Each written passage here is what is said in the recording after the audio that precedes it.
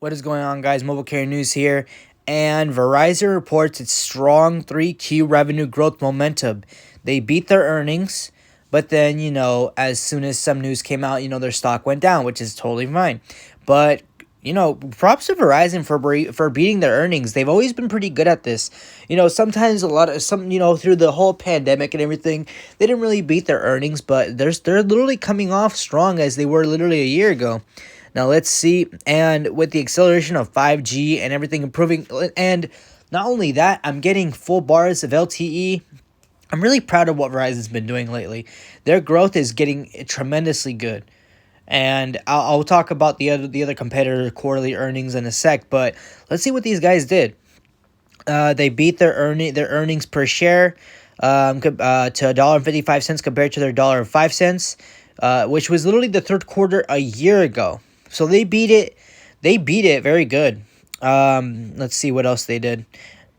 Their operating revenue of they did an operating revenue of $32.9 billion,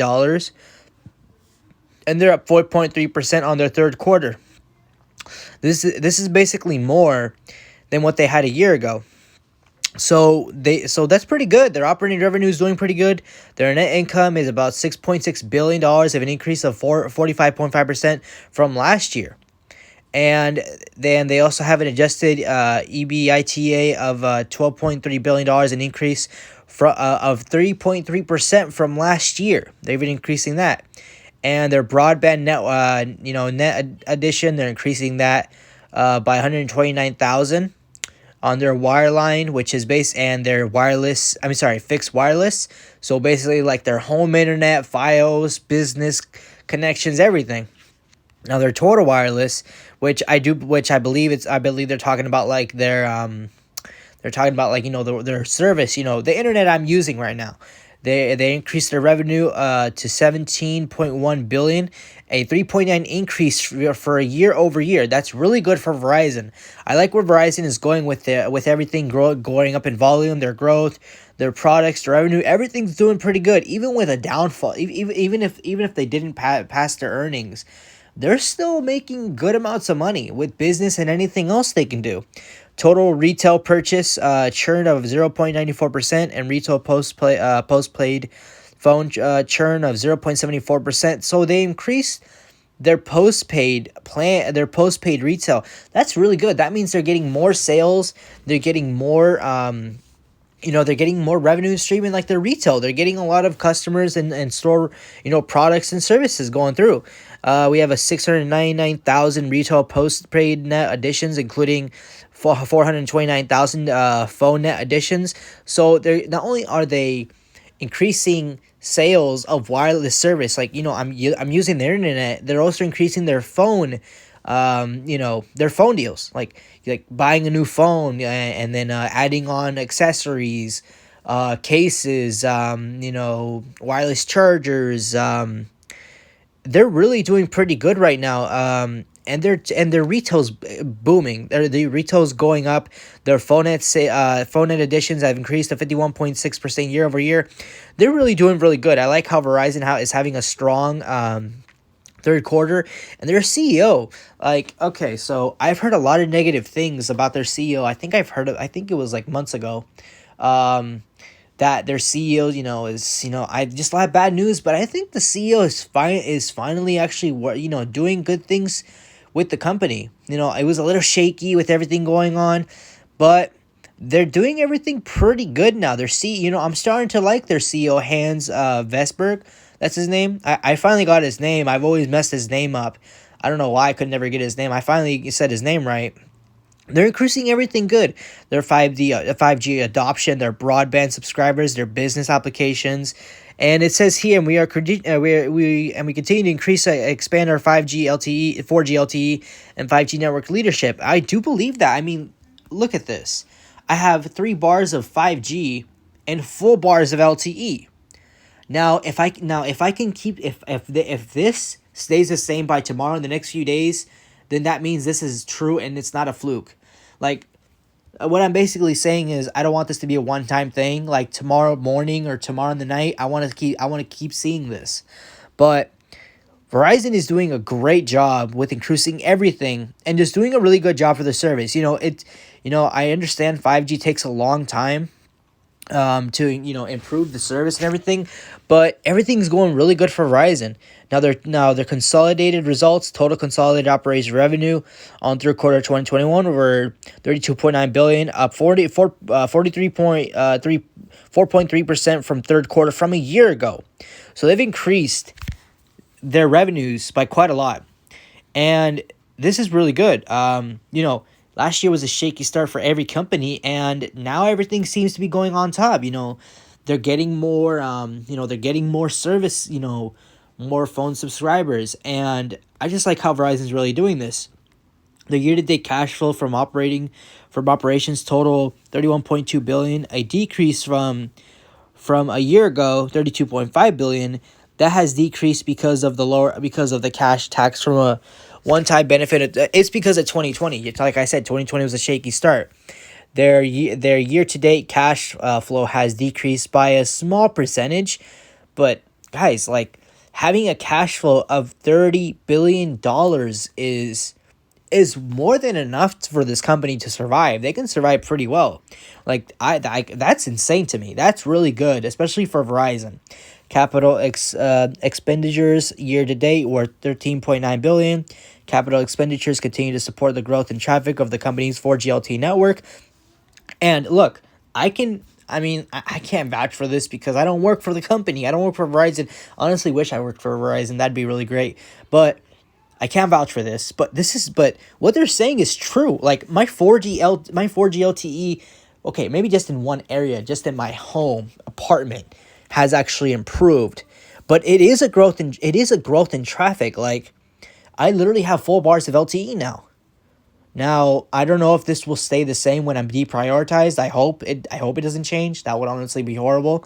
But I have 4 bars of LTE and 3 bars of 5G. What they're saying is true.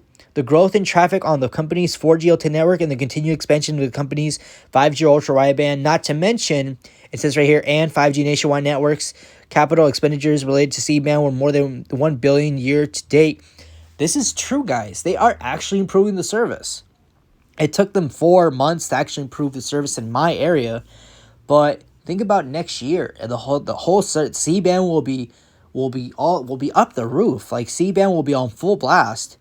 C-band might not be 100% until 2022, late 2022, early 2023, but Verizon is working on is working on everything very well. I'm pretty sure it took Verizon a long time coming, honestly, but Verizon was serious when they said they're going to be the first on 5G. Our 5G, we're going to 5G built right, and they are building it right, honestly, even though it's a slow process. The company ended third quarter 2020 with free cash flow of $17.3 billion. That is a lot of free cash flow, guys. That means they can reinvest that back into the company, and not only going to make more money, it's going to get more customers. If you get more customers happy, you get the cycle repeats. You get more money, you repeat it. Like, this is how I like how Verizon is finally doing things like this. Now, I know a lot of companies, a lot of people, do it for the money, thousands, billions. Yeah, we're a $1 billion company. We make billions, we make a lot. But I like where Verizon is going with this. I really do. And I'm pretty sure AT&T and T-Mobile will get into the boat too on this as well. I just like how Verizon's actually doing everything right now. They're not perfect, but Verizon is on a good step towards this. Now, let's see. Verizon's unsecured debt balance increased year over year by 36.1 billion to 141.6 billion at the end of this year. So their unsecured debt balance has increased by quite a lot. Definitely quite a lot from last year. Let's see. The company's net unsecured debt as of the end of third quarter 2020 increased by 35.1 billion year over year to 131.6 billion, but improved by 5.2 billion sequentially from the end of second quarter 2021, and its net unsecured debt to adjust EBITDA ratio at approximately 2.7 times. So their unsecured debt, they've increased that. Everything is going well and up smoothly for Verizon.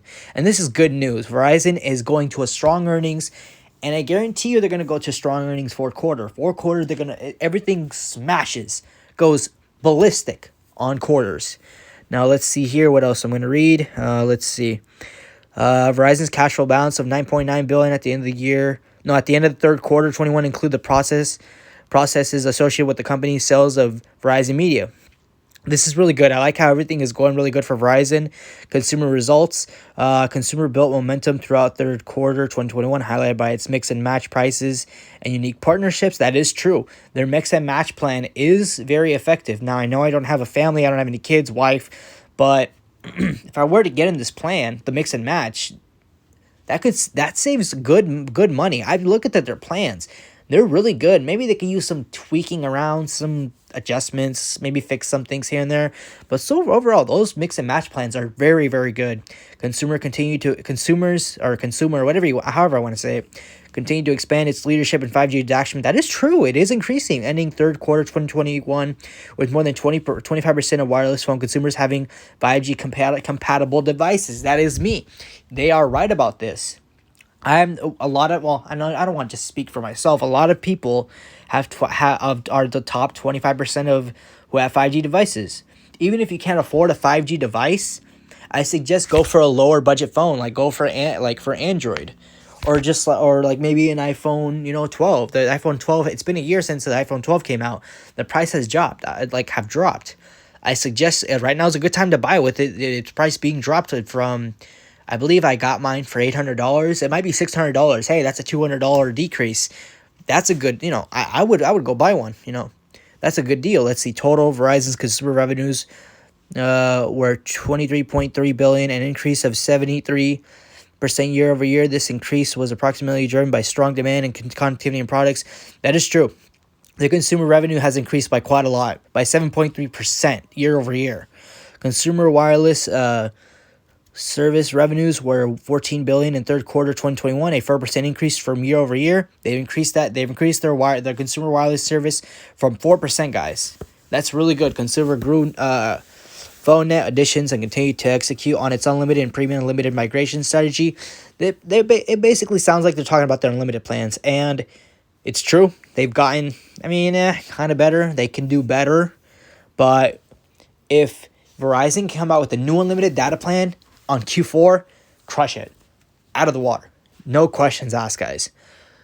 Let's see. Consumer wireless retail postponed churn with 0.4% on third quarter 2021, and wireless retail postpaid phone churn with 0.67%. So on their retail postpaid, they've increased that by 84%, which is really good compared to, I believe, last year, 0.67%. So a huge increase from that. Let's see. In third quarter 2021, consumer report 423,000 wireless retail postpaid network additions. So they're increasing their retail postpaid, either their plans or new phones that they're selling by a huge amount. This consists of 267,000 phone net additions and 223,000 other connected device net additions, offset of 67,000 tablets net loss. So they're selling more phones and they're getting less sales of tablets as a loss. But that's honestly, more people are more concerned with the phone than a tablet. I can see why they would take that as a loss. I don't think they mind. As long as they get sales on phones, Androids, iPhones, Motorola, whatever phone they have, I think they're good. I think that's all they care about. Consumer phone network additions in third quarter 2021 were more than consumers phone net additions in both third quarter 2021 and third quarter 2019. So basically what they're saying is third quarter 2021 has been better than 2 years back than 2 years combined. That's really good on how far Verizon has come for their Q3 earnings. The quality, reliability of the company's file service continued to drive strong demand as consumer report 98,000 files internet net additions on third quarter 2021. So they've increased their Verizon Fios network. I'm sorry, no, their consumers on Verizon Fios to 98,000 new subscribers. That is That is insane to have that many new consumers or subscribers who want to try Verizon Fios. I mean, I expected it to be maybe like $50,000. No, it's 98, so pretty much almost 10,000 new subscribers. Customer Fios revenue were 2.9 billion in third quarter, compared to last year, or year over year, 4.3%, and it's reported 68,000 files video net loss in third quarter 2021. So Verizon is heavily increasing, and I believe they're investing more into the Verizon Fios. They came out with Verizon Fios in 2018, I believe, or home internet. It was one of those. I believe it was Verizon Fios, though, unless they had Verizon Fios for a long time. And they've grown Verizon Fios. This is why I want to try Verizon Fios. It's like it's supposed to be like really. Even when I saw videos back then, it was super fast. It was getting like I think it was getting like 700 to 900 megabytes per second of data speeds, and now it's at over 1 gig of home internet. It's just Verizon Fios is definitely going crazy. And as you can see here, in third quarter 2021, consumer segment operating income was 7.6 billion, increase of 2.1% year over year, and segment operating income margin was 32.5%, a decrease from 34.2% on third quarter from last year. So it's a little bit of an income margin for decrease, but they're still going strong. Verizon is not playing around with their home internet. I do believe after T-Mobile announced their home internet for T-Mobile, I'm pretty sure as soon as that came out with the news, Verizon was literally saying, okay, we need to step up our game. We've had home internet for a while. We've had Verizon Fios for a while, and now we need to step our game up, because now even T-Mobile is going into the play with this. And of course, Verizon wants to stay number one. They want to be number one. And they're definitely improving on everything.